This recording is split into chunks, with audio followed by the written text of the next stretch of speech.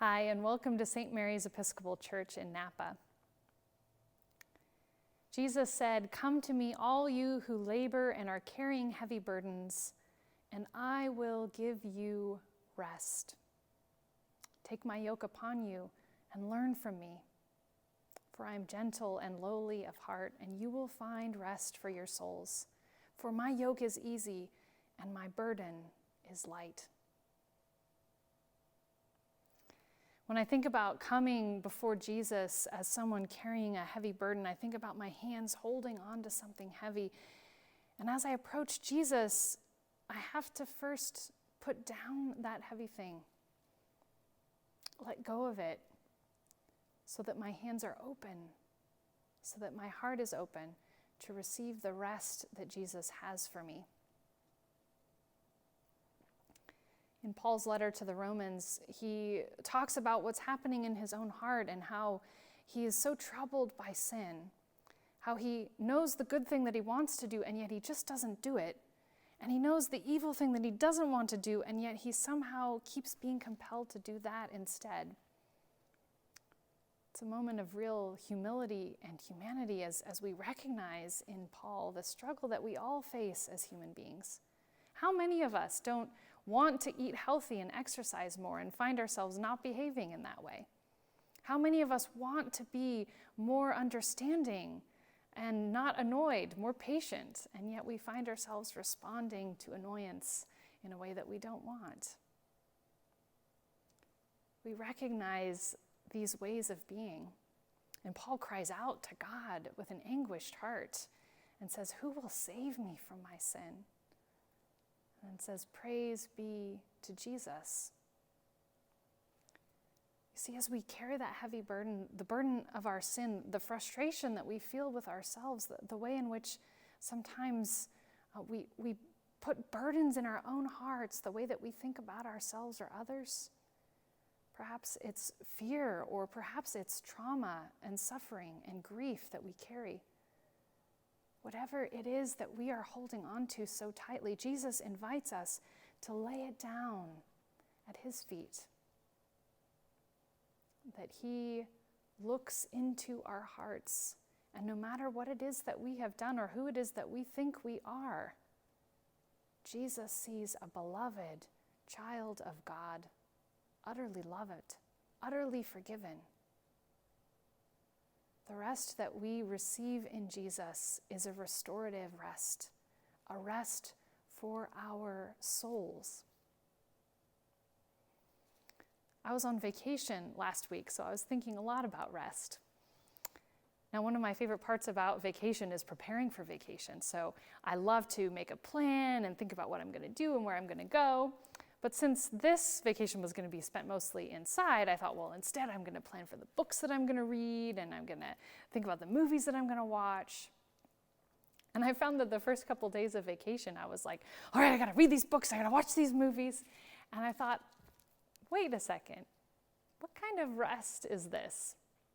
I was inspired by my sister to take some time and just sit in a hammock with my journal and spend some time with God. And once I did that, I found that when I returned to my books and my movies, I was experiencing a very different rest in my heart. And it made me wonder, is the way that I rest ordinarily kind of like an ostrich with its head in the sand? Or I just shove my head in the sand and I'm like, all right, I'm going to rest right now and pretend like none of this other stuff is bothering me? How restful is that really? To just try to block and tune out the world and force upon us a moment of rest. Certainly, I'm sure it has some helpfulness to us. It's certainly better than no rest at all. But how different is the rest that Jesus offers us? A true rest where we can let go of our burdens. I know some of the people that I've learned the most about, or learned the most from in my walk of faith, have been people who suffer from addiction and who are struggling with recovery. I know it's a struggle every day for those who carry the disease of addiction, and yet every day that they find on that journey, turning their will and their heart and their life over to God, they have a profound experience of transformation. You see, the 12 steps that they talk about in 12-step recovery groups, these are 12 steps that are useful for all people. The first 3 steps especially I want to tell you about. So the first step is to recognize that we are powerless. You know, there's so much in our lives, so many outside forces that we have no control over that impact our lives so profoundly. But there's also things happening in our own heart. Just like Paul said, not able to do the things that we want to do and doing instead the things that we don't want to do. And in that place of powerlessness, we cry out to God. Because the second step is knowing that God, trusting that God can in fact restore us and heal us, that God's power in fact is sufficient for us. And that leads to the third step, which is making a decision to turn our hearts, our lives, our very will over to God in order to receive that transformation. Letting go of those burdens in order to receive the transforming rest of Christ.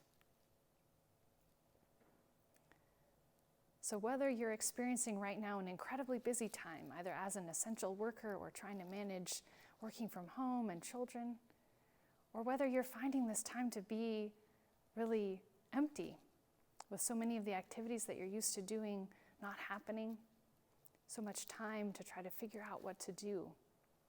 Wherever you find yourself in that spectrum of activity right now, Jesus is offering to you and to me a deep rest, a rest where we can lay down the burdens that we're carrying, and in turn, the yoke of the way of love, which is easy. Easy because it gives us a chance to experience life with God, service and love every single day, to live out our faith and see the way that that influences our own hearts and others. And I know for sure, regardless of how busy or how empty your time might be right now, that God is inviting you into this opportunity of rest and transformation. I'll close with a serenity prayer. Will you join me? God, grant us the serenity to accept the things we cannot change, courage to change the things we can, and the wisdom to know the difference. Amen. Thank you for joining me today.